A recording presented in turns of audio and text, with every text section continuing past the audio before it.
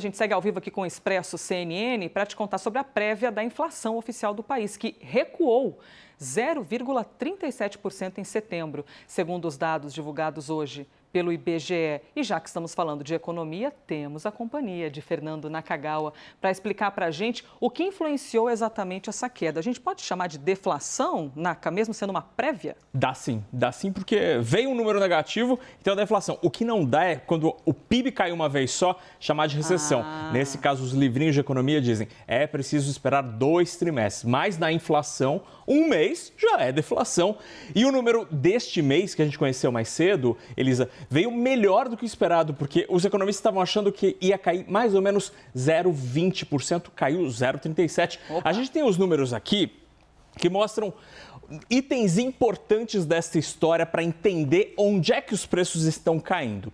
Combustíveis seguem em queda. Não é de agora, eles já estão caindo há várias semanas. Agora, na prévia de setembro, o diesel, que estava meio paradão lá, não estava caindo como a gasolina, caiu mais de 5% e a gasolina continua caindo, caiu mais 10% nesse período do IPCA 15, que é a inflação medida entre o dia 15 de um mês e o dia 15 do outro, por isso que é a prévia, não é um mês inteiro, né? É meio mês mais meio mês. Uma outra queda de quase 10% da gasolina, foram 2 quedas anunciadas pela Petrobras nesse período. Mas o dado interessante, talvez mais importante dessa história, são os alimentos. Pela primeira vez, o grupo de alimentos e bebidas, Elisa, teve queda num mês, primeira vez desde julho de 2020, ainda no comecinho da pandemia. Entre os itens, o óleo de soja caiu 6,5% e o leite longa-vida, uma queda de 12%. Mas aí eu trago um porém dessa história, porque na economia sempre tem um outro lado da história.